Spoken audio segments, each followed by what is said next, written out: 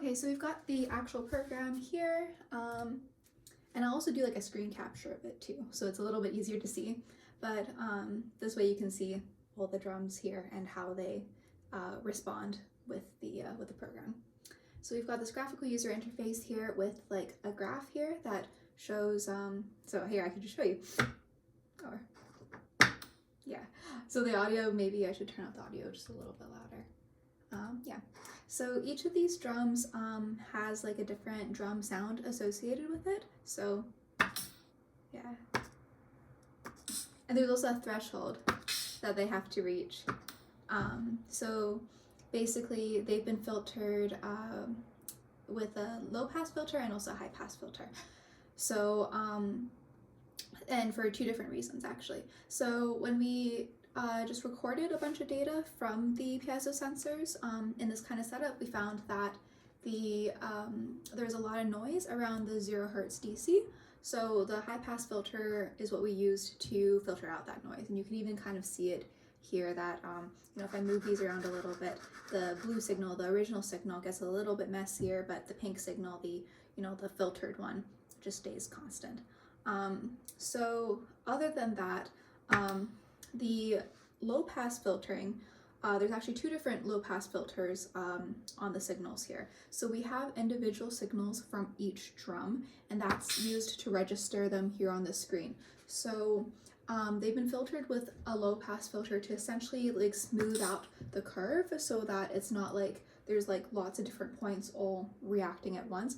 It's not absolutely perfect. Sometimes when I hit on the drum, I've noticed in the recorded audio file, sometimes it registers as more than one hit, but usually only, one or two, like not three so much, honestly, like mostly one or two, so it's okay.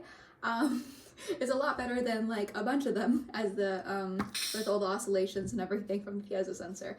So, that part can be improved.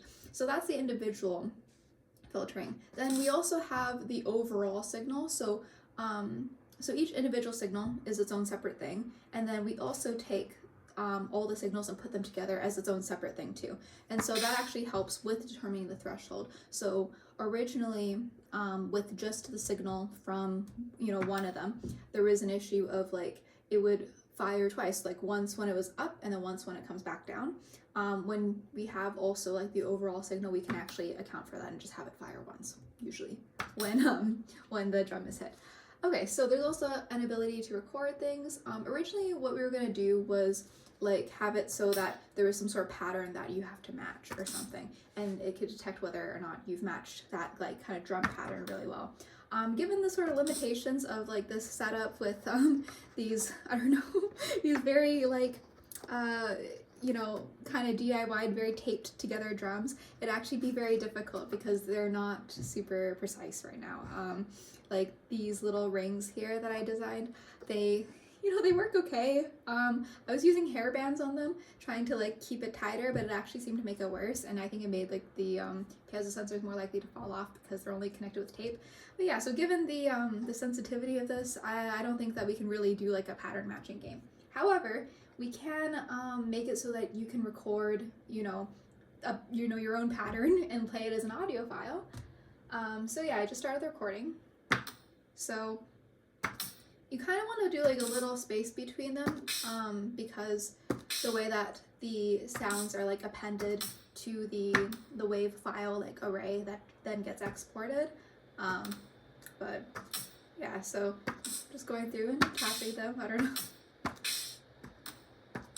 And then we can see if the recording sounds kind of like what I've just recorded here.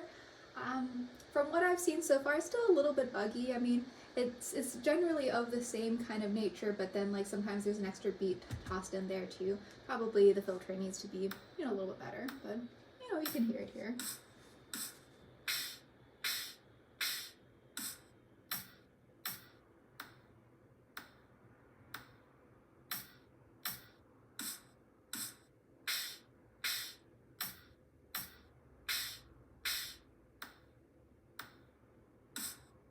But yeah, so that's the program. That's what we built.